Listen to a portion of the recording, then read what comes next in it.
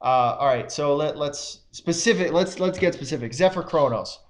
Is the war gear, is that just to intimidate everybody else? Or is there a specific, is he shaking his head? Yeah, Is it no, sand? What's going on with the war gear? it's a thought about everything, and he was going through some rough spots last year, also training down this year. Now we got him where we want him, and that's one thing that I don't think we should change too much Because on. he looks badass. Yeah. Do you agree? Is he the best looking horse in the Hambletonian with all of his war gear? I don't know. I like them playing though. You like him? You like him? What? No head poles, Yeah, open yeah, bridle, no head yeah, check, yeah, nothing. yeah, So Jimmy's been driving him right yeah, along. yeah. Is that because he's a little bit of a I don't want to call it say a head case, but he's got his issues, and Jimmy's got to kind of guide him through it, right? Well, Jimmy knows the horse 100%, and when Jimmy drives him, I'm not saying that he don't try to win the race, because obviously he won most of his races this year, but he know what we got to work towards, and Mm-hmm. he's been doing it great, and I don't think we should change that. Yeah, there's a difference between a catch driver's probably number one goal is to win the race.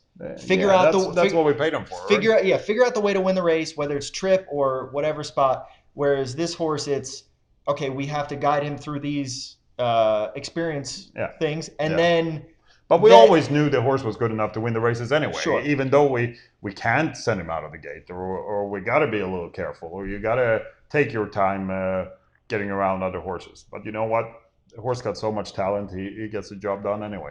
You think he's going to be better as he matures, four, Yes, five, for sure, six? for sure. So that do you like? Because you don't have many older horses. Are you going to try to welcome some of these older aged horses? Yeah, I think so. You know, the way the business is developing, I wouldn't mind at all have a little bit of a racehorse stable too. And this is horse got he's European bred. He's got some big stake races in Mhm. Europe, and of course being Swedish European, I've been racing in France, Sweden, Italy. I wouldn't mind to go there Okay. with a horse or two. Okay, fair enough. Now you do. Uh, he seems to be a really solid horse. There's really nothing to kind of talk about, right? He's just progressing and he's doing his job, or Yeah, or he's been or or is that on the inside? Maybe there's a little bit different story. no. You know, we've been very pleased with the last two starts, and we can hopefully he keeps being as good like that, and he'll be a contender for sure. He was even good at two, right? He Yeah. was Oh yeah. so he's been one of those horses that everybody wants to have, right? Oh, Just for sure. probably he hit the track his first day with a harness, probably, right? No Yeah. problem. And No, not really. Not really. I mean, no, last year he got a little weak towards the end of the year. Maybe we should have quit with him a race before British Crown. But of course, British Crown coming up, and you got a good colt, you want to take a shot. sure. But other from that, he hasn't made us disappointed a lot of times. Wolfgang. I mean, he's the number one colt you got, right? That's fair to say. Well, He's proven. I would put him, and you know, you do pretty Yeah. even. Uh, Yannick drives is gonna. I mean, he's driving all of them. You guys are gonna be entering a bunch. Who decides? Does Yannick decide who drives? Does Jimmy?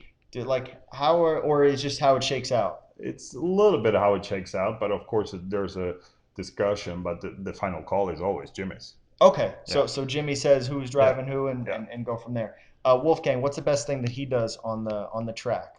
He's he's such a tough horse. He just keeps digging in. It doesn't matter if what kind of trip he gets, outside, up front, behind.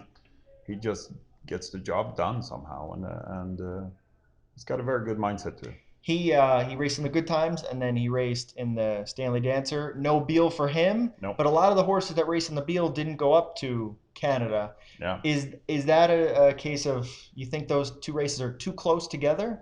Well, in his case, it's because he don't have a sire stakes program close to us. He's Ohio sired, and we didn't Hmm. really want to ship him out to Northfield or Scioto or those tracks. So we picked Canada instead, and then I think Beal comes up a little bit, A little too close, yeah, a right? little too close for that, and keep him on a big track. He's got a big gate, and of course he's got to race a smaller track at some point. At some point. And he don't have a problem with that. But leading up to the Hambo, I think that's the right path to go for him. All right, and the last one. Are we missing it? I think we're missing. Oh, Manchego, right? Yeah. Was it a relief that she's not undefeated? No. No. No. Because you want to win every race? Yeah. What did you guys learn from that loss? Because you can't lose and just say, yeah. No. You got to learn something from it. Yeah, So what did you guys learn? Like these. Yeah, she actually lost the last 2 races, and at Pocono we learned a little bit like how we should set her up for the race. The last race at the Meadowlands here, she trotted 49-4 from the lead, and we got beat, and that sucks. But honestly, I thought we had her as good as she could be that day. You had her the second best ever. Yeah. Okay. And you get beat by a lip, and that afterwards you just feel empty. We think we got the best filly out there, and we get beat, and that's a bad feeling. That's a bad feeling. I don't, in football, I would compare our schedule to football because about the same number of races versus games. Yeah.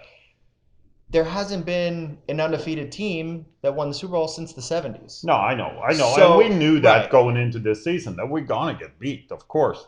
We've seen it before. We had Pure Country, who was unbeaten in 2-2 Right. on the pacing side just a couple of years ago, and we know that we're not going to win all the races. Of course, do you want to get beat 2 weeks before the Hambo? No. Yeah. But we also know that she's going to progress and get better with these races in her. So it's hard to say that she's going to be better than trotting 49-4 on the lead. But I think we got a little bit more to go. You got a little bit more to go. So going into the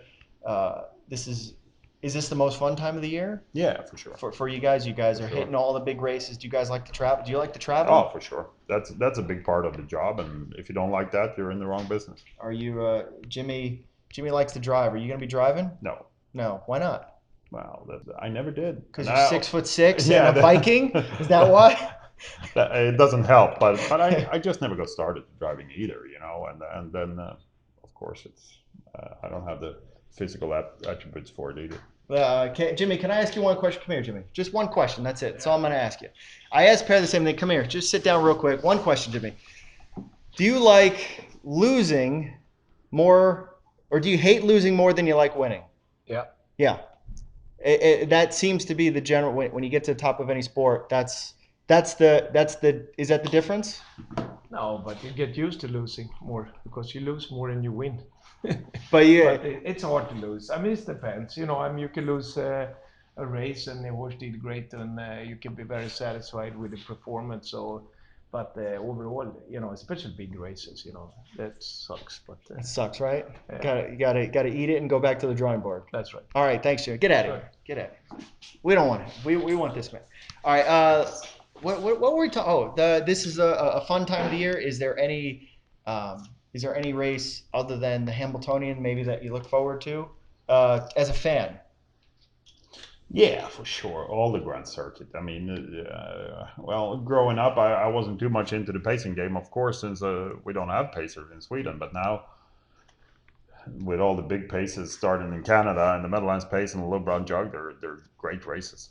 So you Fun to be around. You like enjoying that, right? Yeah, okay, sure. You can watch it as a fan. Like when you don't have a horse in, are you you're going up and watch all the races? Yeah. Oh yeah.